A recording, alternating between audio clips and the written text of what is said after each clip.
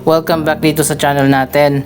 Andito tayo ngayon sa may Park Links. Ito ang pinakabagong master plan community ng Ayala Land at Eton Properties. Dito yan sa boundary ng Quezon City at Pasig City. So ayun guys, nandito tayo sa Park Links Bridge. Alamin natin ang latest na progress sa iba't ibang mga project na ginagawa dito. Hindi na talaga gumanda yung panahon natin, tag-ulan na talaga. Ang Park Links Bridge ang nagdudugtong sa dalawang bahagi ng Park Links mula Quezon City patawid dito sa kabila sa Pasig City. Ito ang Marikina River. Sa ngayon pala may ginagawa na bagong Riverside Park dito sa gilid ng ilog.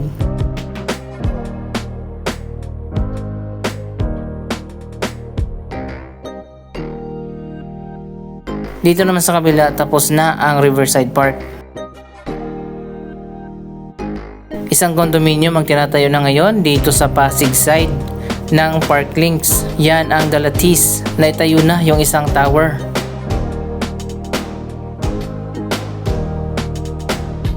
Tapos na rin yung landscaping dito at mapapansin naman natin colored yung mga bricks na ginamit kaya maganda tingnan.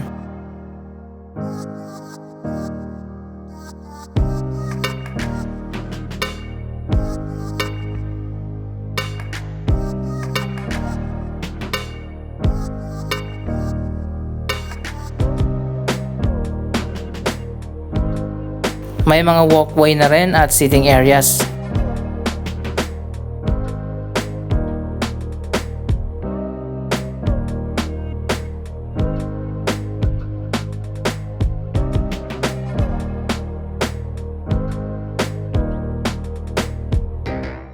Mukhang tapos na yung mga bagong street na itinayo dito sa loob ng Park Links.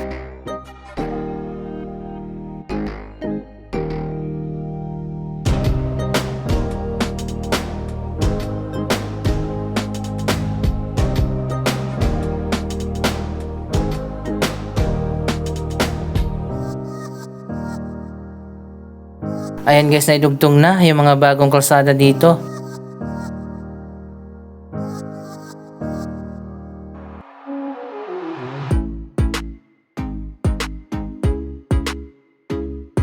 Sisimulan na nga na i-develop pa yung bahaging ito ng Park Links, kaya naman ginawa na ang mga bagong kalsada.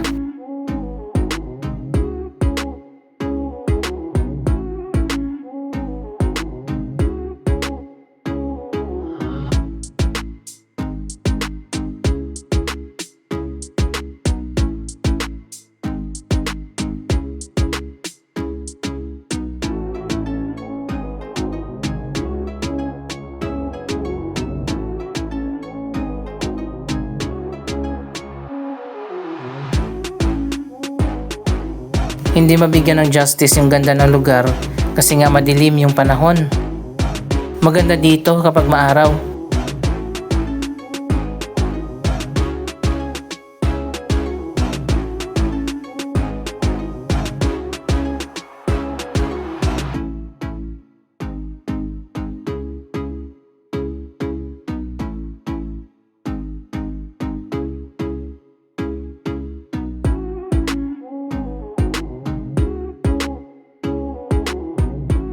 Mabuti naman at magkakaroon din ng Riverside Park dun sa kabila.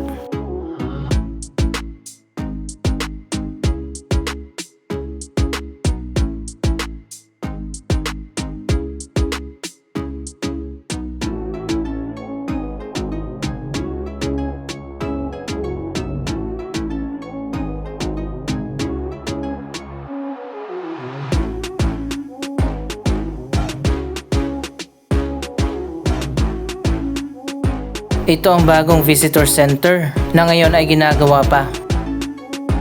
Matatapos na yung isang condo dyan sa Quezon City side ng Park Links. Yan ang Park Links North Tower at sinisimulan na rin yung South Tower. May bagong Ayala Mall pa na ginagawa sa harap niyan.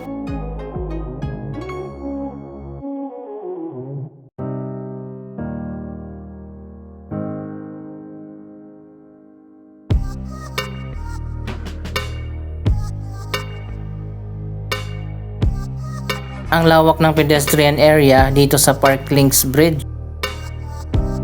Katabi lang nito ang Bridgetown. Yan ang lagi nating ina-update. Kapag natapos na itong dalawang mega project, ang mga street dito ay dudugtong. Dito sa kabila yung unang Riverside Park na natapos. Napaka-unique talaga nitong mga bricks na ginamit dito sa walkway.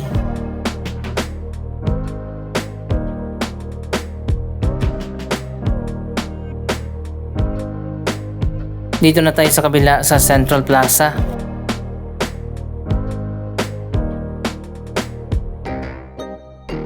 So ayan guys, ongoing pa nga na ginagawa sa ngayon ang visitor center. Yan na magiging reception area kapag natapos na para sa mga gusto mag-invest dito sa Parklinks.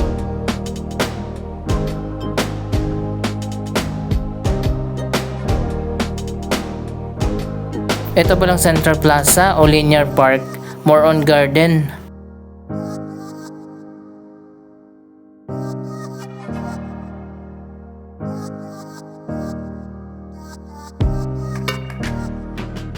Katabi lang ito ng Dalatis Condo.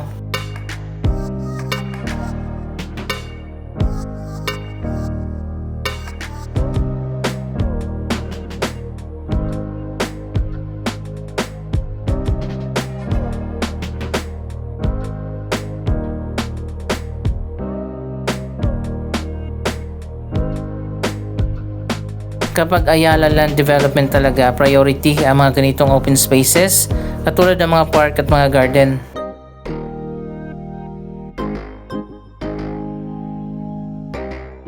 Dito pala sa likod binuksan na at makikita na rin natin yung mga bagong kalsada na ginawa.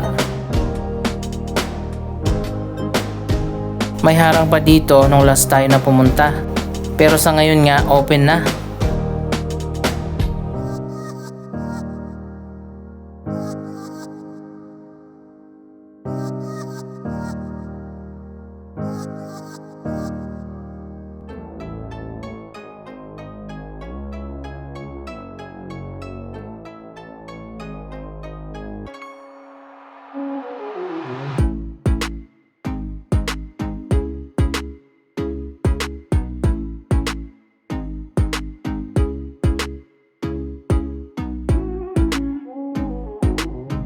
Wow, tingnan nyo naman, napakalawak pala dito sa likod.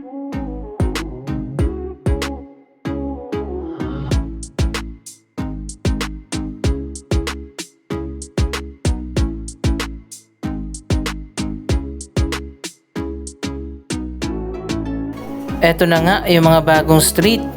Diyan sa kabila ang Bridgetown East. Sa ngayon may harang pa yung dalawang project. Pero kapag natapos na ang Parklinks at Bridgetown, para magiging connected city na itong dalawa.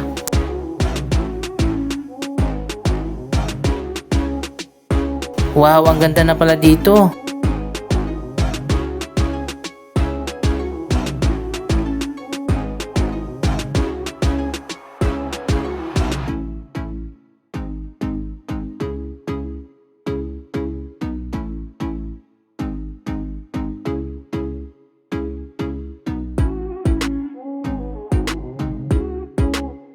Sa ngayon maluwag pa kasi nga wala pa mga building na nakatayo. Pero kapag na-develop na tong area, mapupuno na ito ng mga residential building, office building, commercial center at marami pang iba.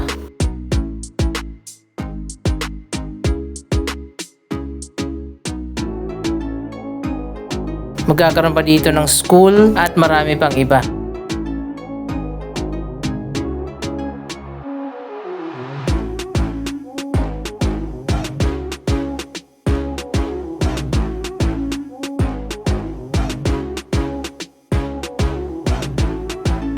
Yan naman ang Circulo Verde, isa ring master plan development ng Ortigas and Company. Yun ang Circulo Verde Bridge na ina-update din natin minsan. Ang ganda ng view ng Eastwood City mula dito. Abangan nyo yung part 2 ng video ito, pupunta tayo dyan sa Eastwood City.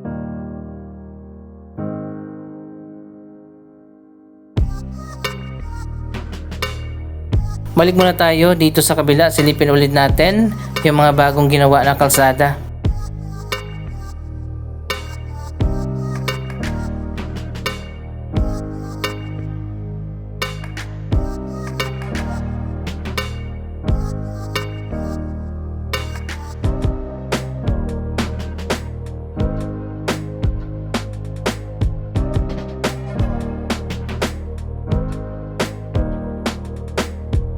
Marami pa mga projects ang itatayo dito sa mga susunod na taon.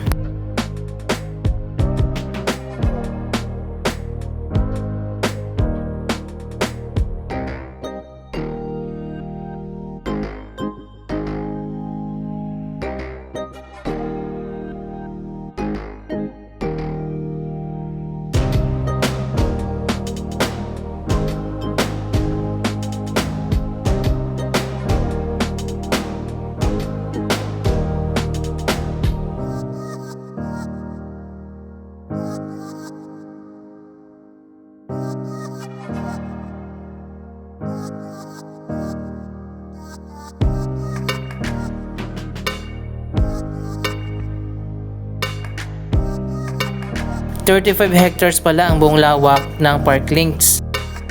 Ilan sa mga features nga dito ang mga riparian gardens, linear park, river esplanade, river terraces, bike trails, walkways at marami pang iba.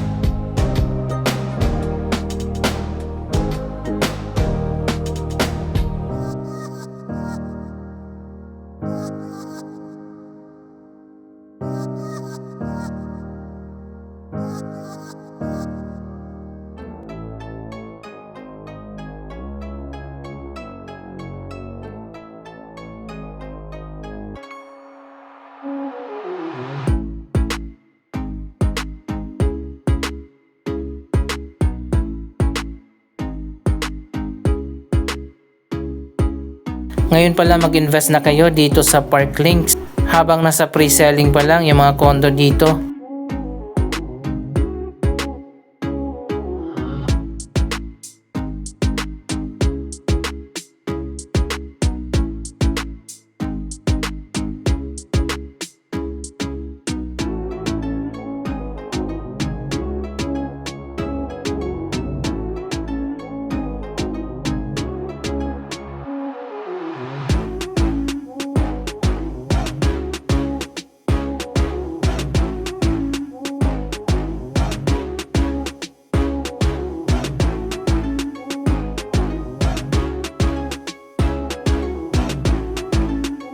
Ito pala yung pet park.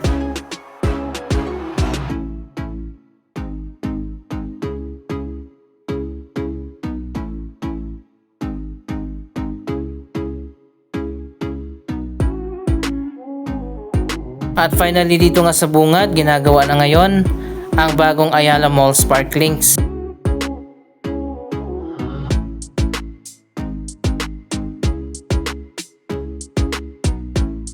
Napakalawak din ang mall na ito. Ang Ayala Mall Park Links ay tinayo along C5 sa Quezon City.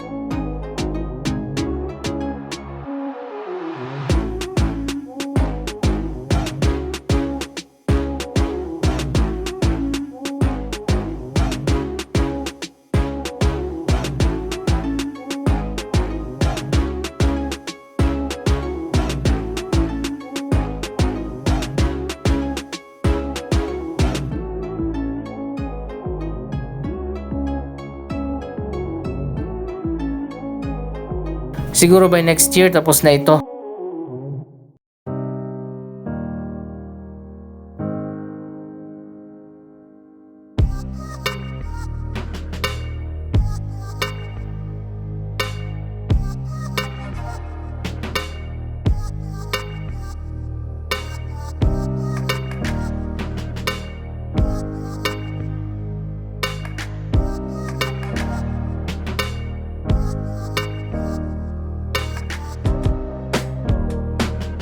Anong masasabi nyo sa proyektong ito? Mag-comment lamang dyan sa baba ng inyong mga reaksyon. Maraming salamat sa inyong panonood. Huwag kalimutan na i-share ang video ito at mag-subscribe para sa daily updates. Thank you for watching.